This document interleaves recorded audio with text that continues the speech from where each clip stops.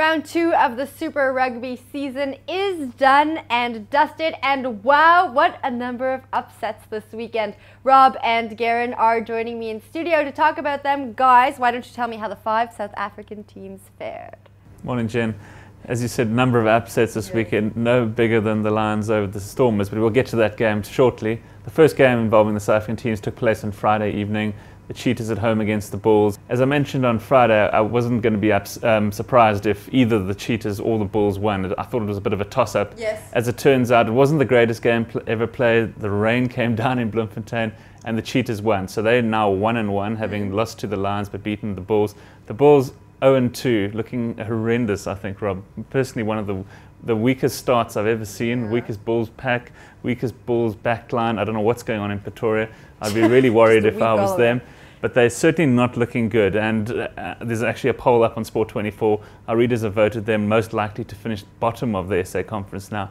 I think we had them originally on 3rd place, but they're looking like wooden spooners at this stage. Yeah. Yes, the Bulls are under a bit of pressure going into their next game. They're at Loftus finally, but it's against the Lions, so a high-felt derby. And you start thinking, well, I wonder if the Lions aren't the fancy for knocking over the Bulls at home, which really would be a mortal blow to the Bulls, because I don't think you can really come back from 0-3, Jen. It's a bad way to start the season. It means you're constantly playing catch-up. They've still got a tour, a whole lot of, plenty of tough derbies still to come as well. So the Bulls desperately need to get that first win, and in front of their home fans this weekend, I think. Well, it sounds like it was a kind of weak first match. What about the second match? Second match took place in Durban, the Sharks against the Hurricanes. We called last week that the Sharks should be easy winners, and they were in the end. I was a little bit disappointed in the Sharks. Their forward pack showed like tremendous brutality and strength. I was quite impressed by the way they started the game in particular, but they only scored 2 tries in the end. It looked like a match that they were going to score the 4, pick up the bonus point for sure. The second try was actually even an intercept, so they didn't really even construct anything in order to score that. So Jake White, after the game, he was fairly happy with the game, but I think they will consider it as a point dropped, especially at home against the Hurricanes team that had travelled all the way from New Zealand.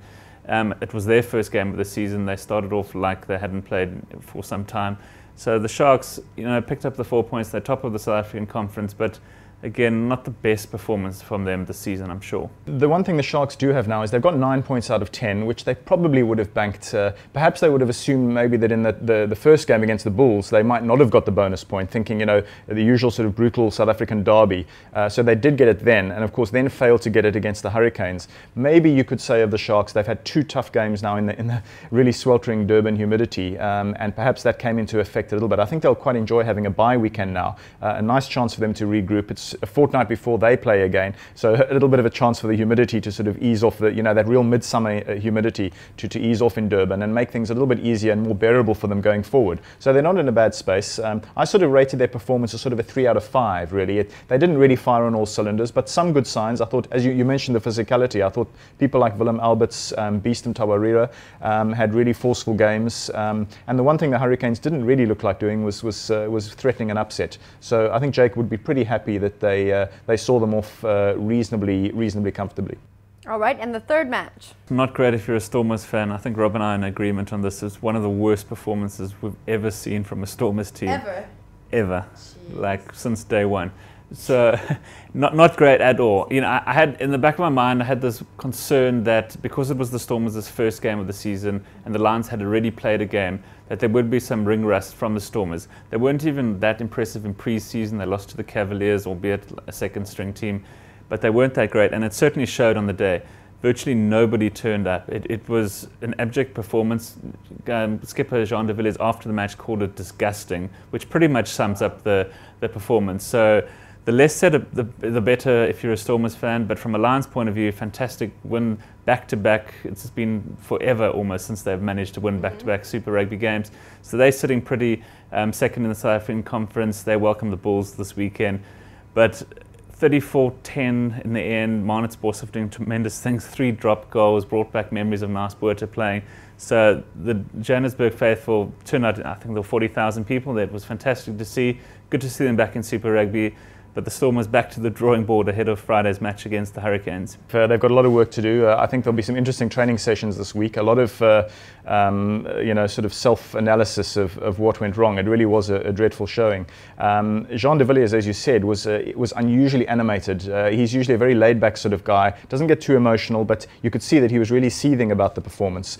Told the players that they've got to take it on the chin, that there will be harsh words at the sort of the Monday training, and then of course the rest of the sessions for the week. And the one thing on their side perhaps is that you would now expect a backlash. After a performance as pathetic as that one, you would think that perhaps the Hurricanes are in line for a little bit of a Stormers sort of correction, and that the Stormers will find a little bit more of their mojo again.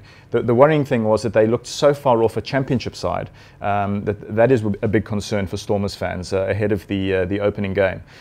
So plenty to work on, and already a few injuries. Skalkberger, Manuel Karitsa, although I didn't think he had a particularly impressive debut in the second row, and Skalk also looked perhaps a little bit down on sort of understandably perhaps on sort of that Super Rugby sort of pace. And now has an injury again himself. But the one thing the Stormers do have is a fair cupboard of loose forwards, so they can compensate there. But other areas, they're actually looking rather dodgy this season, unfortunately. Pretty weak weekend. Is it too early for panic stations at the Bulls and Stormers? I think at Loftus Versfeld for the Bulls, I think it's getting there. You know, they've lost 2 games on the trot now, and albeit both away from home, they just haven't looked like a team that can put 50 points past anyone. Their forward pack doesn't look anything like it looked in the past. They're missing Morné Steyn, clearly. I think it's time for some changes there. So I'd be a little bit worried, especially if they happen to lose to the Lions. From the Stormers' point of view, it was their first game. It was away from home. Granted, it was against the Lions, who aren't the best team around. As Rob mentioned, if the backlash doesn't take place against the Hurricanes on Friday, then I certainly think it's time for concern down at Newlands. The concern again is they don't look that flash on attack. There's just something missing there in that back line that doesn't look like they're going to rack up the 4 tries. Yeah. I don't know what it is, Rob. There's just something that doesn't gel for me at the moment with the Stormers. I made the point in my review of the game that I do think that the Stormers need someone like Peter Grant back in a hurry. He's the usual scenario at this stage of the season. They're waiting for him to finish his Japanese commitments, which always seem to linger on for longer than they really would want. Peter Grant has his limitations as well. We know that. But the one thing he does do is attack the advantage line a bit more. He's not afraid to sort of take the ball, up and sort of, just not lie in the pocket like, some of their other fly halves do. And it might just give them a little bit more thrust. He's pretty familiar playing with Jean de Villiers. So the Stormers will be hoping, I think, that his return is not very far away. Okay, well, a lot of upsets and concerns this weekend, but were there any players who stood out? Again, for the Lions, Flaaf Maanitsboshoff, he had a fantastic game, 29 points on his own, 3 dropped goals, 6 or 7 penalties, and then he was fantastic. Man of the match for the second week in a row. He's got 50 points in 2 games already for the Lions. So he's been, I think, South Africa's #1 player so far. Yeah, I mean, he just can't stop scoring points at the moment. His drop goals are also a massive factor now. He just looks so comfortable. He knows what he wants to do. He tees them up and bangs them over, basically. And Loftus, again, pretty familiar terrain for him. He'll love the thin Highveld area, which he's already so used to. And so, the Bulls won't be all that enthusiastic about facing the Lions at this point. Okay, great. And if people want to check out more information about what happened over the weekend, where can they do that? Just go to sport24.co.za, check out all the match reports, the galleries from the games. If you've got any pictures of yourself, send them to mysport@sport24.co.za. Join the Super Brew if you haven't. Challenge the experts, who I must say have had a shocking start. We're down in next to last place at the moment, so it shouldn't be too difficult to do better than us. But visit sport24.co.za.